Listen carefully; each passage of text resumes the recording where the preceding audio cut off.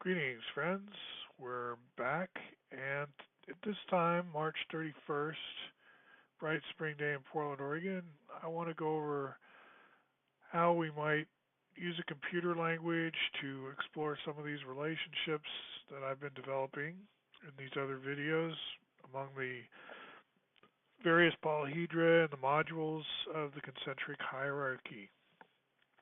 In synergetics, we build up from the tetrahedron in concentric larger volumes out to the cube octahedron of volume 20 and the two frequency cube of volume 24.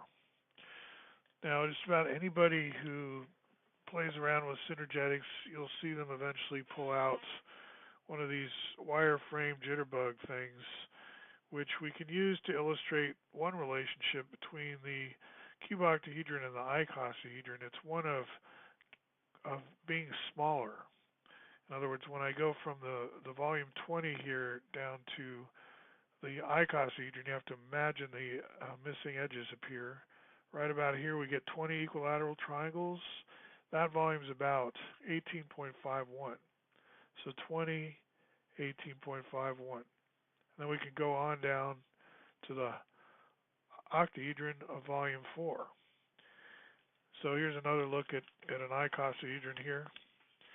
Now the octahedron of volume 4 we use in another way.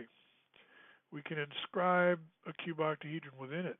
So this will obviously be a much smaller cube octahedron than we were just talking about. Its edges are actually half as long. So the volume is actually only 1/8 of what it was.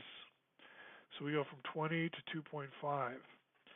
Now there's an icosahedron also inscribable inside of the octahedron with its 8 of its faces flush with the icosahedrons as shown in this diagram. And therefore its volume is actually a little bit bigger than the cube octahedrons because it's filling more of that icosahedron. This is not the more of the octahedron, excuse me. The icosahedron is filling more of the volume than the cube octahedron is. We use the difference, by the way, between the icosahedron and the octahedron. The voids become our S modules. We take these voids and carve them up into 24 separate modules. Those are the S modules. They build out the icosahedron, turning it into a volume 4 octahedron. So in our Python, what we're doing is we're defining the S module and the E module in terms of volume. And then we're taking their ratio, S volume, which is larger, to E volume, and we get about 1.08. Now the E volumes, remember, the E modules come from a rhombic tricontahedron shrink-wrapped around a unit radius sphere, exactly. You divide that up into 120 pizza slices, kind of like slicing a three-dimensional or ball-shaped pizza. You get these wedges or slices or modules. Those are the T modules. E modules, actually, in this case, T modules are a little smaller. T modules are what you need if you want the final volume of your shape to be exactly 5, whereas E modules are what you get is if you want to exactly shrink wrap a unit radius sphere. And the difference between the T and the E module is extremely small.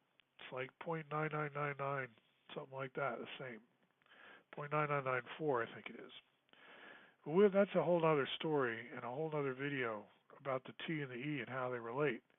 However, I do want to bring the E in, square root of 2 over 8 times phi to the negative 3, and relate that to the S module of phi to the negative 5 over 2. That's slightly bigger volume, so as I'm saying, S over E is a positive, or excuse me, greater than 1. It's obviously positive, but it's also greater than 1.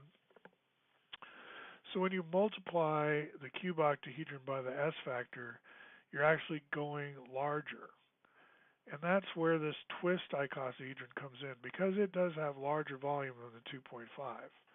So it's what I have to do is I have to multiply the 2.5 by the S factor twice, and that will give me the volume of this skew icosahedron. On the other hand, if I multiply the volume 20 by the 1 over the S factor. So I'm going the other direction. I'm shrinking down, and I just apply it once, in that case, not twice. Then I get the icosahedron of the jitterbug. I get the smaller icosahedron relative to the cube octahedron. So the point here, let me run this code just to show these numbers. The point here is that starting with the 2.5 octahedron, cube octahedron, excuse me, the 2.5 inscribed in the volume 4 octahedron, you can go down to a smaller icosahedron. We'll call that the jitterbug icosahedron. Or you can go up larger to what I'll call the skew icosahedron. And it's from that skew icosahedron that we derive the S modules in terms of taking the difference in volume between the octahedron of volume 4 and the internal icosahedron and exploding that into 24 shapes, 24 S modules. So I actually do a little check on the math at the end in my last statement, volume check, line 25. I say take that 4, volume 4 of the octahedron, subtract the volume of the internal icosahedron, which we derived using the S factor, applying it twice to the cube octahedron of 2.5, and divide that to 24 and confirm that that's the same volume number that we get for the S volume above, line number 5. And in fact, they do check out. The S volumes are the same out to floating point inaccuracies. So there you have it. That's a good illustration of the kind of research I enjoy doing as I explore synergetic geometry using Python. Let's talk again soon. Talk to you later.